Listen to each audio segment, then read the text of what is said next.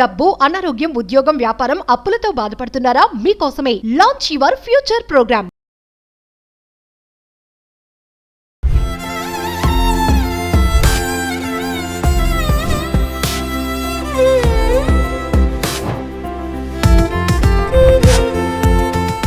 Hello viewers, welcome back to our channel. ప్రస్తుతం మనతో పాటు ఉన్నారు మందడి కృష్ణారెడ్డి గారు. సార్తో మాట్లాడదాం. నమస్తే సార్. నమస్కారం అమ్మా.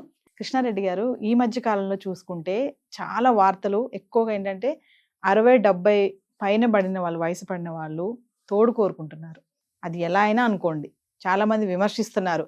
ఈ వయసులో వీళ్ళకి తోడు ఏం అవసరము, పిల్లలు ఉంటారు, మనవలు ఉంటారు, వాళ్ళతో హ్యాపీగా ఉండొచ్చు కదా, ఇంకేం తోడు కావాలి వీళ్ళకి అంటే తోడు అవసరం లేదు అంటే అదొక ప్రశ్నగా మారిపోతుంది. చాలా విమర్శలు కూడా వస్తున్నాయి. మరి ఒకసారి మీరేం చెప్తారు దాని మీద? వయసు అనేది శరీరానికే తప్ప మనసు కాదమ్మా. 90లో కూడా 18 ఏళ్ళుగా ఫీల్ అవ్వచ్చు ఒక మనిషి.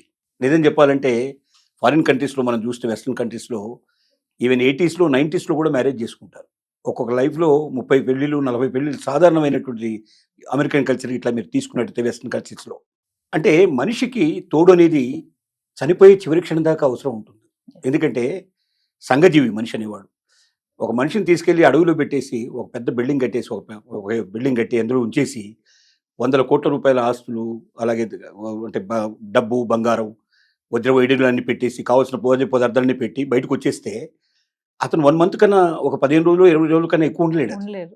అంటే నాకు ఇన్ని 100 కోట్లు ఉన్నాయి కదా, నాకు ఇంత బంగారం ఉంది కదా, నాకు తినుబండలు అన్నీ ఉన్నాయి కదా, ఎంత ఆనందంగా ఉండాలి, హ్యాపీగా ఉండలేదు. ఎందుకంటే ఇతరులతో అది షేర్ చేసుకోవాలి. కష్టమైనా, సుఖమైనా, బాధ అయినా, సంతోషమైనా తన జ్ఞాపకాలని పంచుకున్నప్పుడు మాత్రమే ఒక మనిషి ఆనందంగా, సంతోషంగా బతకగలడు తప్ప అది మనవరాల్లో ఇవ్వలేనివి చాలా ఉన్నాయి.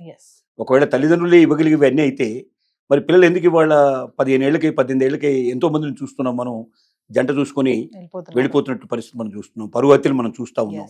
ఇది ఎందుకు జరుగుతోంది అంటే తల్లిదండ్రి ఇవ్వలేనివి కొన్ని ఉన్నాయి, పిల్లలు ఇవ్వలేనివి కొన్ని ఉన్నాయి, మనవరాళ్ళు ఇవ్వలేనివి కొన్ని ఉన్నాయి, ఒక తోడు మాత్రమే ఇవ్వగలిగేవి కొన్ని ఉన్నాయి.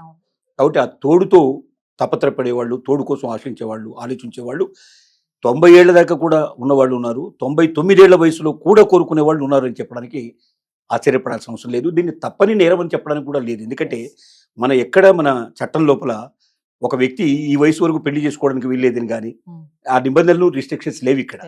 కాకపోతే ఒకటే ఏంటంటే చట్ట ప్రకారంగా ఆ వివాహం కానీ లేకపోతే వాళ్ళు కలిసి ఉండడం కానీ జరుగుతుందా అనేది మనం చూడాల్సిన విషయం.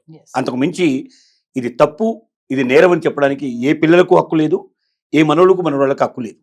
ఎందుకంటే ఒక మనిషి మనసు ఆనందంగా ఎలా ఉండాలనేది అతను సొంతంగా నిర్ణయించుకోవాల్సిన విషయం తప్ప ఎవరో చెప్తే అతను సంతోషంగా ఉండే అవకాశాలు లేవు. కాబట్టి ఇది ఎవరికి హక్కు లేదని మాత్రం ఖచ్చితంగా మనం చెప్పొచ్చు. కానీ బయట చాలా మంది, బయటే కాదు కన్న బిడ్డలు కూడా అంటున్నారు, ఈ వయసులో నువ్వు పెళ్లి చేసుకుని దేనికోసం పెళ్లి చేసుకుంటున్నావు, నీ అవసరాల కోసమే పెళ్లి చేసుకుంటున్నావా, ఇంకా చెప్పాలంటే నీ శారీరక అవసరాల కోసం చేసుకుంటున్నావా, మానసిక అవసరాల కోసం చేసుకుంటున్నావా అని ప్రశ్నిస్తున్నారు. ముందుకు కూడా అడుగు వేయలేకపోతున్నారు. అంటే సమాజం ఏమనుకుంటుందో. కొంతమంది పిల్లలు ఉన్నారు ఒప్పించి పెళ్లి చేసే వాళ్ళు కూడా చాలా మంది చూస్తున్నారు. కానీ విమర్శ మాత్రం చాలా ఎక్కువ కనిపిస్తుందండి. నిజంగా ఆ వయసులో పెళ్లి చేసుకునే వాళ్ళు దానికోసమే చేసుకుంటున్నారా అంటే ఏం చెప్తారు మీరు? ఏదైనా సమాజంలో మార్పు రావాలన్నప్పుడు విమర్శలు చాలా సహజంగా జరిగేవి. ఒకప్పుడు మనకు చిన్న వయసులో పెళ్లి చేసేవాళ్ళు. 8 సంవత్సరాల్లోనే అష్టాదశ షోడశ అని చెప్పి 8 ఏళ్ళు దాటితే పాపం అమ్మాయికి పెళ్లి చేయకపోతేనే భావించేవాళ్ళు. ఆ రోజుల్లో 8 ఏళ్ళకి పెళ్లి చేసేవాళ్ళు. బాల్య వివాహాలు చాలా సహజంగా ఉండేవి. ఆ బాల్య వివాహాలు వద్దు, అవి తప్పని చెప్పిన వాళ్ళని విమర్శించారు, రాళ్ళు తీసుకుని కొట్టే ప్రయత్నం చేశారు. సమాజం ఎప్పుడు కూడా తను విధించుకున్నటువంటి కొన్ని ఏదైతే కట్టుబాట్లు ఉంటాయో వాటిలోంచి బయటికి రావడానికి ప్రయత్నం చేసినప్పుడల్లా విమర్శలు చాలా సహజమైన విషయం. ఇది కనిపెట్టిన వాళ్ళు కూడా, కరెంట్ కనిపెట్టిన వాళ్ళని కొట్టే ప్రయత్నం చేశారు, చంపే ప్రయత్నం చేశారు. అంటే మంచిని ఏదైనా తీసుకురావడానికి ప్రయత్నం చేయడం కానీ, ఒక మార్పు తీసుకురావడానికి ప్రయత్నం చేసినప్పుడు సమాజం హర్షించడం అనేది సహజంగా జరగదు. కాబట్టి సమాజ విమర్శల గురించి పక్కన పడేస్తే ఎందుకు తప్పు, ఏమి దేనికోసం అంటే ఒక స్పర్శ చాలండి. ఒక స్పర్శలో కలిగే ఆనందం, సంతృప్తి ఇంకా దేంట్లోనూ దొరకపోవచ్చు. నేనున్నాను నీకు భరోసాగా, నన్నుగా ప్రేమించని అని ఎప్పుడో పూర్వకాలంలో కవిగారు రాసిన పాటలు మన జ్ఞాపకం వస్తాయి. నా కోసం బతికే వాళ్ళు ఎవరు? ఏ మనవడు ఏ తాత కోసం బతకడు, ఏ పిల్లలు తల్లిదండ్రుల కోసం బతకరు. ఒకసారి వాళ్లకు జీవిత భాగస్వామి వచ్చిన తర్వాత వాళ్ళ ఆనందంలో వాళ్ళు తేలిపోతుంటారు, వాళ్ళ సంతోషంలో వాళ్ళు తేలిపోతుంటారు. ఏదో ఒక గోడనో, ఒక కుర్చీనో, లేకపోతే ఒక టేబుల్ ఉన్నట్టుగా ఉంటారు పెద్దవాళ్ళు. అంతకన్నా మించి వాళ్ళకి ప్రమేయం ఎక్కువ ఉండదు. ఏదో 5% 2% అంతకన్నా ప్రేమగా, అంతకన్నా అభిమానంగా చూసుకునే వాళ్ళు ఉంటారు. ఒక సర్వే, నేషనల్ సర్వే ఏం చెప్తుందంటే 100కి 79 మంది తల్లిదండ్రుల అంత్యక్రియలకు పిల్లలు అటెండ్ కావడం లేదు ఈ రోజు అని చెప్తోంది. ఇంకో 10 ఏళ్ళు పోతే 5% కూడా రారని చెప్తోంది. అంటే కన్న తల్లిదండ్రుల అంత్యక్రియలు కూడా రానటువంటి పిల్లల వల్ల ఈ తల్లిదండ్రులు ఎంత ఆనందపడుతున్నాడు, ఎంత సంతోషపడుతున్నాడు ఒకసారి ఆలోచిస్తే ఈ పిల్లల కోసమో లేదా చుట్టూ ఉండేటువంటి సమాజం కోసమో కాదు, తన కోసం తను బ్రతికే ఏ మనిషి అయినా సరే తను తోడు కోరుకోవడంలో తప్పు లేదు. తోడు ఉన్నవాడే నిజంగా ఆనందంగా సంతోషంగా బతకడానికి ఉన్న అవకాశాలు, తోడు లేకుండా ఒంటరిగా ఉండేటువంటి వాడు ఒక సగం మనిషి గారి హాఫ్ మ్యాన్గా జీవిస్తాడు తప్ప ఫుల్ ప్లెడ్జ్డ్గా సంపూర్ణమైన జీవితం అనుభవించే అవకాశాలు లేవు మాత్రం ఖచ్చితంగా నిక్కచ్చిగా చెప్పొచ్చు. అందులో సందేహమే అక్కర్లేదు. ఏది ఏమైనా భర్తకి భార్య, భార్యకి భర్త తోడు. ఎంత పిల్లలు ఉన్నా మనవలు ఉన్నా ఎవరున్నా కదండి, ఎవరికి వాళ్ళే తోడు. అంటే మీరే ఒకటే చెప్తున్నారు, రూఢిగా చెప్తున్నారు, తోడు అనేది ఖచ్చితంగా అవసరమే, అది మీరు ఎలా అయినా అనుకోండి అనేసి అంటున్నారు. కానీ విమర్శ అలానే ఉంది. ఒక్కసారి ఆ విమర్శించే వాళ్ళకి మీరు ఏం చెప్తారు?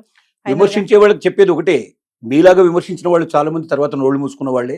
సమాజంలో జరిగే ప్రతి మనిషి ప్రతి మార్పు లోపల మీకన్నా ఎక్కువగా నోళ్లు ఎప్పిన వాళ్ళు, మీకన్నా ఎక్కువ విమర్శించిన వాళ్ళు చెప్తాయి. ఒక్కటే నిమిషం ఆలోచించండి, తనకేం కావాలో తనకు తెలియదా? మీకన్నా అనుభవజ్ఞులు, మిమ్మల్ని కన్నవాళ్ళు, మిమ్మల్ని పెంచిన వాళ్ళు, మిమ్మల్ని పెద్ద చేసిన వాళ్ళు, వాళ్ళకేం కావాలో వాళ్ళకి తెలియదా? అంటే వాళ్ళకన్నా మీరు అనుభవజ్ఞులా? వాళ్ళకన్నా మీరు ఎక్కువ తెలిసిన వాళ్ళ? విజ్ఞులైన వాళ్ళు, అనుభవజ్ఞులైన వాళ్ళు వాడు కోరుకుంటున్నారంటే దాని అవసరం తప్పనిసరిగా ఉందని భావించాలి. మీకున్నది తనకు లేదు, మీకు తోడు ఉంది కాబట్టి మీరు ఆనందంగా సంతోషంగా జీవించగలుగుతున్నారు. తనకు తోడు లేదు కాబట్టి ఆ తోడు కోసం పరితపిస్తున్నాడు. కాబట్టి మీరే స్వయంగా దగ్గరుండి అతనికి కావాల్సిన ఏందో ఏర్పాటు చేయాల్సిన బాధ్యత మీ మీద ఉందని మాత్రం మీరు విస్మరించకండి. ఎందుకు ఈ పిల్లలు ఎక్కువగా ఇష్టపడటం లేదంటే, తండ్రి గారి పేరు మీద ఉన్న ఆస్తి ఏదైనా ఉంటే అది కాస్త పోతుందేమో అని భయపడుతూ అది కూడా మాకే దక్కాలని చెప్పి కోరుకునే స్వార్థపరులు చేసే పని తప్ప ఇది నిజంగా తల్లిదండ్రుల సంతోషం కోరుకునే ఏ పిల్లలైనా దగ్గరుండి సంతోషంగా తోడు కోసం ప్రయత్నం చేస్తారు. ఆ తోడు వాళ్ళు కలిపేదాకా వాళ్ళు నిద్రపోని పరిస్థితి కూడా ఏర్పడుతుందని ఖచ్చితంగా చెప్పగలరు. Thank you.